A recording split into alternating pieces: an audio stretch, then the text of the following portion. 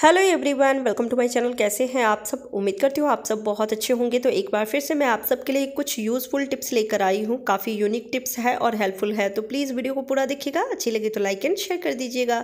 चलिए तो आज का पहला टिप्स देखते हैं। तो पहला टिप्स है प्याज को लेकर। प्याज तो डेली ही सब्जी में डालते हैं, कई लोग सलाद भी खाते हैं, यानी कच्चा प्याज भी कट करके खाते हैं। लेकिन ये जो छोटी वाली प्याज होती है ना, इसे बारीक बारीक चॉप करना बहुत ज़्यादा मुश्किल होता है। कई बार ऐसे होता है कि हमें अधिक मात्रा में प्याज को चॉप करनी होती है और बिल्कुल छोटी छोटी प्याज है, तो इस तरीके से इसको बारीक चॉप करना बहुत मुश्किल होती है और टाइम भी लग जाती है। और इस तरीके से जब चाकू से कट करते हैं तो उंगलियां भी कई बार कट जाती है। तो एक आसान सा तरीका बताती हूँ, जिससे कि ना ही समय की बर्बादी होगी, ना ही उंगली कट होने का डर रहेगा। तो जितने भी प्याज की आपको ज़रूरत है, जितने प्याज को चॉप करना है, उतने प्याज को छील लीजिए, यानी कि छिलका हटा लेना है और उसके बाद बीच से कट कर दीजिए। आप चाहे तो बीच से कट करिए, नहीं तो ऐसे भी आप इसको चॉप कर सकते हैं। तो हमें लेना है पिलर, और पिलर की मदद से हम बारीक बारीक प्याज को चॉप करेंगे। एकदम फटाफट चॉप हो जाती है और एकदम बारीक बारीक चॉप होती है। आप एक बार इस तरीके से प्याज को चॉप करके ज़रूर देखिएगा, समय की भी बचत होगी और ढेर सारे प्याज आप मिनटों में ही कट कर सकते हैं इस तरीके से। और एकदम बारीक बारीक चॉप होती है, आप चाकू से चाहकर भी इतनी बारीक बारीक चॉप नहीं कर पाएंगे। तो कैसा लगा आपको ये टिप्स कमेंट करके ज़रूर बताइएगा। अच्छी लगी हो तो वीडियो को ज़रूर शेयर कीजिएगा। अगले टिप्स के लिए हमें चाहिए एक छोटा सा बाउल और इसमें रखना है शैम्पू। आप जो भी शैम्पू यूज़ करते हैं अपने बालों के लिए, वो शैम्पू लीजिएगा तो लेंथ के अकॉर्डिंग ही लीजिएगा। आपके बालों में जितना शैम्पू लगती है उसके हिसाब से शैम्पू ले लीजिए। और अब इसमें रखना है चीनी। 1/4 चम्मच जितना शैम्पू में चीनी मिक्स करना है। तो मैं 1 चम्मच यहाँ शैम्पू ली हूँ, तो उसमें 1/4 चम्मच चीनी रखी हूँ। आप अगर शैम्पू ज़्यादा भी लेते हैं तो भी चीनी ज़्यादा रखने की ज़रूरत नहीं है। और शैम्पू में चीनी को अच्छे से मिक्स कर देना है। जब तक कि चीनी अच्छे से मेल्ट ना हो जाए, यानी कि मिक्स ना हो जाए, इसको इसी तरीके से चलाते रहना है। अब इसे यूज़ कैसे करना है? सर्दियों के मौसम में अक्सर ही बाल आप देखेंगे रूखे बेजान हो जाते हैं, बहुत ज़्यादा ड्राई हो जाते हैं, और जिस वजह से कंडीशनर यूज़ करने होते हैं। गर्मियों के मौसम में अगर आप कंडीशनर नहीं भी यूज़ करते हैं तो भी बाल बहुत ज़्यादा सिल्की होते हैं, चमकदार बने रहते हैं। लेकिन सर्दियों में बहुत ज़्यादा प्रॉब्लम होती है, रूखे बेजान होते हैं, जिस वजह से बाल बहुत उलझते हैं और टूटते भी हैं। तो आप अगर कंडीशनर नहीं यूज़ कर रहे हैं या फिर कंडीशनर नहीं है, तो उस वक्त आप क्या करें, शैम्पू में थोड़ी सी चीनी मिक्स करके और उसके बाद जब आप बालों में शैम्पू करेंगे तो आपके बाल बहुत ही सिल्की, एकदम रेशमी, मुलायम रहेंगे, चमकदार बने रहेंगे, ड्राई बिल्कुल भी नहीं होंगे। तो ये बहुत ही बढ़िया टिप्स है, ज़रूर ट्राई करके देखिएगा। अगला टिप्स है अदरक को लेकर। सर्दियों में अदरक की बहुत ज़्यादा ही यूज़ होती है। सब्जी में तो डालते ही है, साथ में चाय में भी डालते हैं। और कई लोगों को तो अदरक वाली चाय इतनी पसंद होती है कि दिन में जितनी बार भी चाय बनती है, चाय पीते हैं, उतनी बार अदरक वाली चाय ही पीना पसंद करते हैं। जिस वजह से घर में अदरक बहुत मात्रा में आते हैं और अदरक हमेशा ही महंगी आती है। तो जब हम इसे चाकू से छीलते हैं तो बहुत ज़्यादा अदरक वेस्ट हो जाती है, क्योंकि चाकू से जब छीलते हैं तो छिलके के साथ साथ अदरक भी कट के और फिर निकल जाती है, तो जो बर्बाद होती है। तो एक आसान सा तरीका बताती हूँ। आप ले ले स्पून, और स्पून की मदद से जब आप इसके स्किन को निकालेंगे तो अदरक वेस्ट नहीं होगी।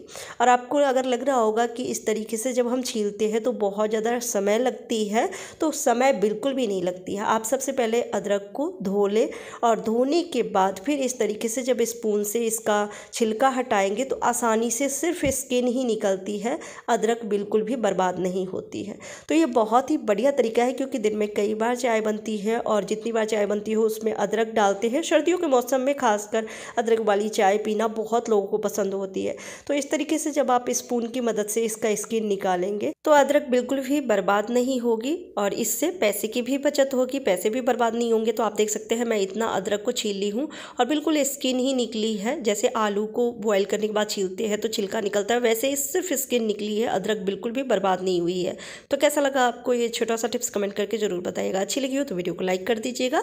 अगला टिप्स है सिल्वर की ज्वेलरी को लेकर। पायल, बिछुआ या फिर रिंग तो हम लेडीज़ पहनते ही हैं, तो उसके समय पे क्लीनिंग भी करते हैं, साफ़ करते रहते हैं। लेकिन कुछ चांदी के जेवर ऐसे होते हैं जो शोपीस में बस ऐसे ही रखते हैं, पर आप देखेंगे कि यूज़ ना करने के बाद भी वो काले पड़ने लगते हैं। तो अगर चांदी के जेवर को सही तरीके से ना रखा जाए तो बगैर यूज़ किए हुए भी वो काले पड़ने लगते हैं, जिस वजह से हमें इसको सुनार के पास ले जाके साफ़ कराना होता है। तो पैसे भी खर्च होते हैं, साथ में एक रिस्क भी रहता है जब लेकर जाते हैं तो एक तरीका बताती हूँ।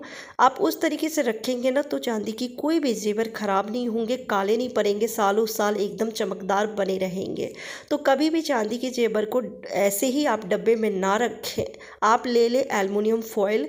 और एल्युमिनियम फॉइल में जब आप चांदी के जो भी जेवर है, जैसे चांदी की जो सिंदूरदानी भी आती है, सिंदूर रखने वाला आता है, या फिर कोई भी बर्तन है, चांदी की प्लेट है, कटोरी, चम्मच, बहुत सारे ऐसे होते हैं जो गिफ्ट में मिलते हैं या फिर खुद भी लेके रखते हैं, तो आप इस तरीके से एल्युमिनियम फॉइल में रैप करके और फिर रखें। जब आप इस तरीके से रखेंगे तो बिल्कुल भी काले नहीं पड़ेंगे और सालों साल चमकदार रहेंगे। तो इस तरीके से जब आप फॉइल पेपर में रैप करके रखते हैं सिल्वर ज्वेलरी को, तो कई सारी परेशानियों से बचते हैं। जैसे पैसे की खर्च नहीं होती है, क्योंकि जब हम सोनार के पास लेकर जाते हैं जेवर को साफ़ करवाने के लिए तो बहुत सारे पैसे खर्च होते हैं, साथ में एक रिस्क रहता है, डर रहता है कि कहीं गुम ना हो जाए, इधर उधर ना हो जाए, तो आप कई परेशानियों से बच सकते हैं। तो इस तरीके से जितने भी चांदी के जेवर हैं आप फॉइल पेपर में रैप करके और रख के देखिए, ये एकदम सालों साल चमकदार रहेगी, बिल्कुल नए जैसी रहेगी। चलिए अगला टिप्स देखते हैं। तो अगला टिप्स है चश्मा को लेकर। बच्चे बड़े सभी को आजकल चश्मा लग गई है। बच्चे भी बगैर चश्मा की पढ़ाई नहीं कर पाते हैं, क्योंकि ज़्यादा फ़ोन चलाने की वजह से या फिर पढ़ाई का भी बच्चों को प्रेशर रहती है, जिस वजह से उनको चश्मा लग गया है। घर में अगर बुज़ुर्ग हैं तो वो तो चश्मा पहनते ही हैं, बगैर चश्मे का उनको बिल्कुल दिखाई नहीं देती है। तो जितने भी चश्मे होते हैं इस तरह के बॉक्सेस में ही आते हैं, मिलते हैं, लेकिन कई बार ये गुम हो जाती है या फिर टूट जाती है। तो उस समय चश्मा को कैसे हम सुरक्षित रखें, या फिर कहीं ट्रैवल में हम जा रहे हैं तो कैसे इसको लेकर जाएं। ऐसे अगर बैग में या फिर पर्स में रखते हैं तो ये टूट जाती है, और एक बार अगर टूट गई तो इसे बनवाने में भी बहुत ज़्यादा समय लगती है, तुरंत तो बन के आती नहीं है। लेकिन अगर घर में बुज़ुर्ग है, उनका अगर चश्मा टूट गया तो उनके लिए बहुत दिक्कत होती है, वो कुछ देख नहीं पाते हैं, या फिर बुक पढ़नी है तो वो पढ़ नहीं पाते हैं। तो अगर आप ट्रैवल में ले जाना चाहते हैं चश्मा को सुरक्षित, या फिर घर में भी अगर रखना चाहते हैं सुरक्षित, तो आप ले ले इस तरह के जो भी बॉक्सेस हैं। कई सारे ऐसे जैसे पार्सल हम कुछ ना कुछ मंगाते रहते हैं, फ़ोन का हो गया, या फिर इस तरीके के जो चार्जर के लीड आते हैं, तो ऐसे ही बॉक्सेस में आते हैं। तो उसे फेंकने के बजाय आप चश्मा रखने में यूज़ कर सकते हैं, ये बहुत ही मजबूत होता है। तो इस तरीके से चश्मा रख ले और इसको बंद कर दे, तो इस तरीके से आपके जो चश्मा है वो सुरक्षित रहेगी, बिल्कुल भी टूटेगी नहीं। आप चाहे तो आप कोई नया या पुराना सॉक्स भी ले सकते हैं और सॉक्स से इसको और सिक्योर कर सकते हैं।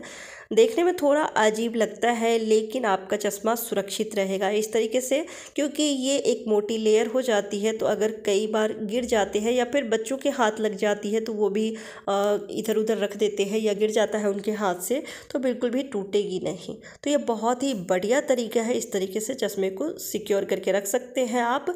तो कैसा लगा आपको ये छोटा सा टिप्स, और आज के बाकी के टिप्स आपको कैसे लगे कमेंट करके ज़रूर बताइएगा। अच्छी लगी हो तो फैमिली फ्रेंड के साथ ज़रूर शेयर कीजिएगा। Bye bye, take care.